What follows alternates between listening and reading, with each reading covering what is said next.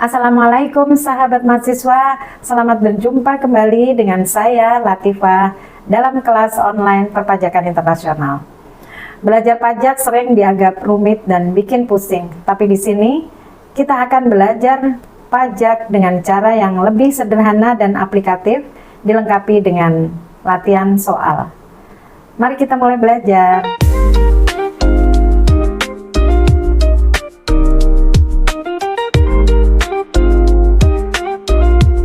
Halo sahabat mahasiswa, bertemu kembali dengan saya Latifah pada mata kuliah perpajakan internasional. Jadi pada sesi kali ini kita akan mempelajari mengenai pengantar perpajakan internasional. Ya, tujuan instruksional khusus pada sesi pengantar ini meliputi apa itu pengertian dari perpajakan internasional. Kemudian yang kedua kita akan mempelajari latar belakang perlunya perpajakan internasional. Lalu yang ketiga mengenai perpajakan internasional Indonesia. Yang keempat mengenai dimensi perpajakan internasional. Yang kelima adalah tujuan perpajakan internasional. Lalu yang terakhir kita akan mempelajari manfaat perpajakan internasional sebagai alat kebijakan ekonomi. Nah, pada sesi ini kita akan menggunakan buku dari Anang Muri Kurniawan yang telah diterbitkan pada tahun 2015 dengan judul Pajak Internasional. Kemudian dari Darussalam Denny Septriadi tentang perjanjian penghindaran pajak berganda, dan tentu saja kita akan menggunakan referensi dari Direktorat Jenderal Pajak mengenai modul perpajakan internasional. Pengertian pajak internasional, ya, pajak internasional itu merupakan aspek internasional dari ketentuan pajak dari masing-masing negara, ya, sehingga semua negara memiliki kebijakannya masing-masing terhadap negara lain. Sehingga ketentuan pajak internasional dari suatu negara itu pada dasarnya adalah hanya mengatur tentang dua hal. Yang pertama, itu mengatur tentang pemajakan atas subjek pajak dalam negeri suatu negara yang menerima penghasilan dari sumber di luar negaranya. Kemudian yang kedua, pajak internasional itu mengatur pemajakan atas subjek pajak luar negeri yang menerima penghasilan dari sumber di dalam negara, di dalam daerah teritorial suatu negara. Lalu apa yang menjadi latar belakang perlunya perpajakan internasional ini? Yang pertama adalah dengan adanya pertumbuhan perdagangan dan investasi transnasional. Nah, hal ini tentu terjadi akibat adanya globalisasi, di mana globalisasi ini merupakan proses di mana dunia menjadi lebih terhubung dan terintegrasi melalui pertukaran informasi, pertukaran budaya, pertukaran teknologi, juga barang yang nantinya memungkinkan masyarakat, perusahaan, dan pemerintah di berbagai negara itu melakukan interaksi dan saling mempengaruhi dalam skala global. Nah, tentu proses ini dipicu oleh kemajuan teknologi komunikasi dan transportasi yang membuat batas-batas negara menjadi lebih tipis dan sangat terbuka. Nah, dampak yang terjadi atas globalisasi ini tentu adalah adanya multinational corporation, kemudian adanya foreign direct investment. Karena apa? Karena memang salah satu dampak multidimensi dari adanya pertumbuhan perdagangan dan investasi transnasional ini akan berdampak pada membuka pasar global untuk perusahaan. Nah, sehingga akan muncul banyak multinational corporation dan foreign direct investment. Itu latar belakang pertama. Kemudian latar belakang kedua ini adalah adanya pertimbangan ekonomis perdagangan internasional dengan adanya mutual benefit principle, kemudian transaksi intra-firm multinational corporation, baik itu antara satu company dengan related party, kemudian yang juga dari transaksi inter-firm multinational companies between two companies, ya, tentu ini bisa unrelated party. Lalu bagaimana perpajakan internasional Indonesia? Jadi apa saja pengertian perpajakan internasional Indonesia? Sebelumnya kita mesti harus mengetahui mengenai ketentuan perpajakan domestik Indonesia yang sudah kita pelajari pada mata kuliah sebelum perpajakan internasional, ya, yang sudah kita pelajari. Kemudian yang mempunyai apa saja pajak-pajak yang mempunyai aspek internasional, kemudian hanya yang mencakup perlakuan perpajakan atas penghasilan dan tax treaty. Nah, pengertian perpajakan internasional Indonesia itu meliputi undang-undang tentang pajak penghasilan dan aturan-aturan pelaksanaannya, karena perpajakan internasional Indonesia memang mengatur mengenai berapa pajak penghasilan dari wajib pajak Indonesia, wajib pajak dalam negeri ya, yang diperoleh dari luar negeri, dan pajak penghasilan dari wajib pajak luar negeri yang bekerja di dalam negeri ya. Sehingga undang-undang tentang pajak penghasilan dan aturan-aturan pelaksanaannya itu diambilkan dari peraturan pemerintah, kemudian peraturan Menteri Keuangan atau PMK,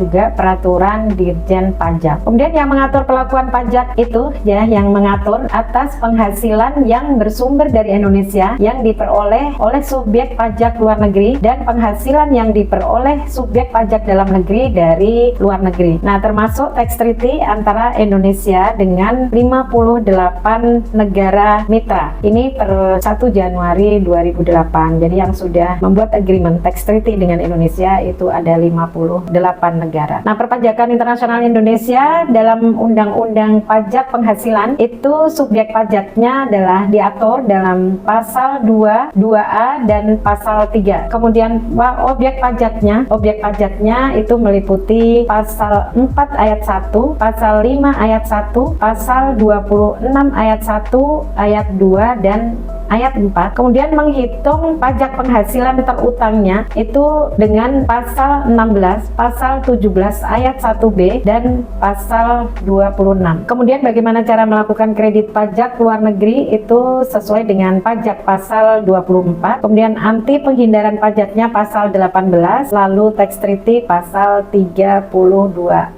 Ya, kalau digambarkan itu seperti ini perpajakan internasional Indonesia. Jadi ada hak kedaulatan negara untuk mengenakan pajak. Ya, ini terdapat connecting faktor antara negara dengan suatu transaksi atau peristiwa ekonomi yang menimbulkan penghasilan. Undang-undang pajak menerapkan dua prinsip berdasarkan connecting faktor tersebut ya. Yang pertama adalah mengenai personal connecting atau resident principle ya, resident principle, di mana hak negara mengenakan pajak kepada seseorang, jadi baik itu sifatnya individu atau badan, karena terdapat personal attachment seperti residensi, kemudian domisili, kewarganegaraan, tempat pendirian, tempat kedudukan manajemen yang sifatnya worldwide income. Kemudian connecting faktor yang kedua itu adalah berdasarkan objective connecting atau source principle, di mana hak negara mengenakan pajak kepada seseorang baik itu individu maupun badan karena terdapat economic attachment, yaitu penghasilan yang bersumber di negara tersebut. Jadi sebagai ilustrasi, misalnya ada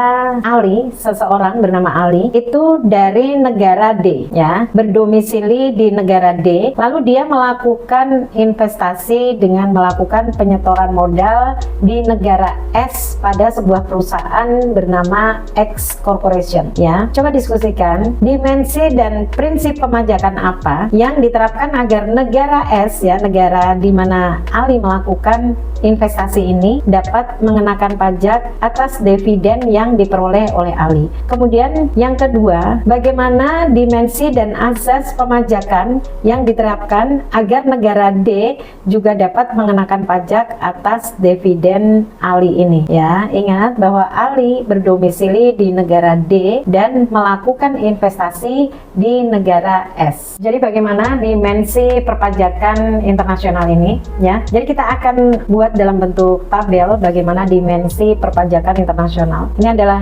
aspek internasionalnya, kemudian ini dimensi pajaknya. Secara aspek internasional, dimensi perpajakan internasional itu ada subjek pajak ya, di mana subjek pajak ini ada subjek pajak dalam negeri, kemudian subjek pajak luar negeri bentuk usaha tetap ya, kemudian ada subjek pajak luar negeri non BUT.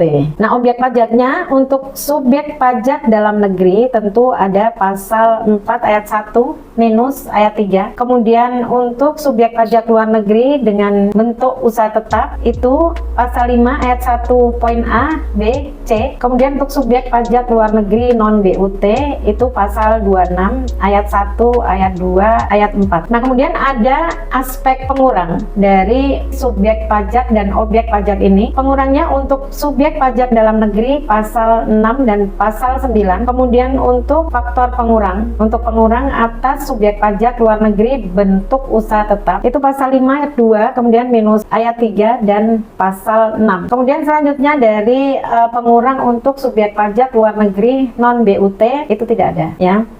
Lalu bagaimana cara menghitung pajaknya untuk pasal 16 ayat 1, ayat 2, ayat 4. Kemudian untuk menghitung subjek pajak luar negeri bentuk usaha tetap pasal 16 ayat 3. Lalu untuk subjek pajak luar negeri non BUT itu pasal 26 ayat 1, ayat 2 dan ayat 4. Kemudian berapa tarif pajaknya. Kemudian bagaimana cara penghilangan pajak berganda. Ini ada pasal 24 untuk subjek pajak dalam negeri. Lalu bagaimana cara melakukan pelunasan pajak. Kalau untuk subjek pajak dalam negeri kita tahu kita menggunakan self assessment dan withholding. Begitu juga dengan subjek pajak luar negeri bentuk usaha tetap juga dengan menggunakan self assessment dan withholding. Lalu untuk subjek pajak luar negeri non BUT menggunakan withholding. Selanjutnya adalah tujuan perpajakan internasional. Tujuan perpajakan internasional kita itu memiliki beberapa tujuan. Yang pertama adalah bagaimana bisa memaksimalkan penerimaan negara dari sektor pajak. Kemudian yang kedua adalah mewujudkan keadilan pemajakan, yaitu keadilan horizontal dan keadaan vertikal. Keadaan vertikal ini mempunyai makna wajib pajak yang mempunyai penghasilan lebih besar akan membayar pajak yang lebih besar pula. Nah, sedangkan keadilan horizontal berarti dua orang yang mempunyai jumlah penghasilan yang sama maka akan membayar pajak dalam jumlah yang sama. Nah, jadi maksudnya bagaimana undang-undang penghasilan kita bisa mewujudkan sistem perpajakan yang lebih berkeadilan. Ini tujuan perpajakan internasional kita. Selanjutnya adalah menciptakan iklim investasi yang baik untuk mengundang masuknya investor asing. Lalu selanjutnya mendukung daya saing investor lokal yang berinvestasi di luar negeri. Jadi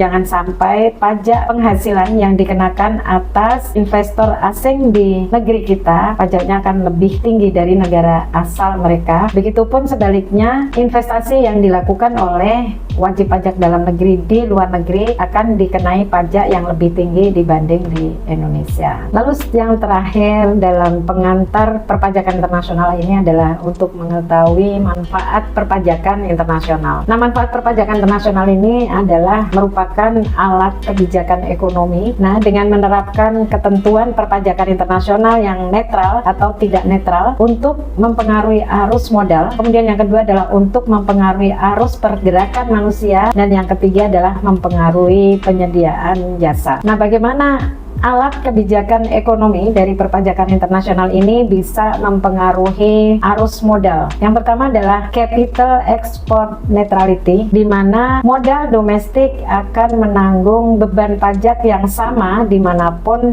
modal tersebut ditanamkan, baik itu modal itu ditanamkan di dalam negeri ataupun di luar negeri. Jadi bagaimana ketentuan perpajakan mewujudkan netralitas tersebut? Nah, ini yang manfaat dipelajarinya perpajakan internasional. Nah, kebijakan capital export neutrality itu merupakan netralitas ya yang dimaksudkan agar suatu negara mengenakan beban pajak yang sama terhadap subjek pajak dalam negeri yang melakukan investasi di negaranya sendiri atau domestic investment, maupun ketika subjek pajak dalam negeri tersebut melakukan investasi di negara lain atau foreign investment. Nah, dengan demikian dalam capital export neutrality itu subjek pajak dalam negeri tidak diperlakukan berbeda jika melakukan investasi di dalam maupun di luar negeri. Nah, jadi pada umumnya memang negara-negara yang maju akan lebih memilih menerapkan kebijakan capital export neutrality. Nah, sebaliknya negara-negara berkembang cenderung memilih untuk menerapkan kebijakan capital import neutrality ya, di mana capital import neutrality itu adalah netralitas yang dimaksudkan agar suatu negara itu mengenakan beban pajak yang sama atas penghasilan yang bersumber di suatu negara tanpa membedakan negara yang menerima penghasilan tersebut. Atau dengan kata lain bahwa dalam capital import neutrality perlakuan pajak suatu negara atas investasi yang masuk dari dalam maupun dari luar negeri adalah sama sebagaimana yang tergambarkan dalam gambar ini.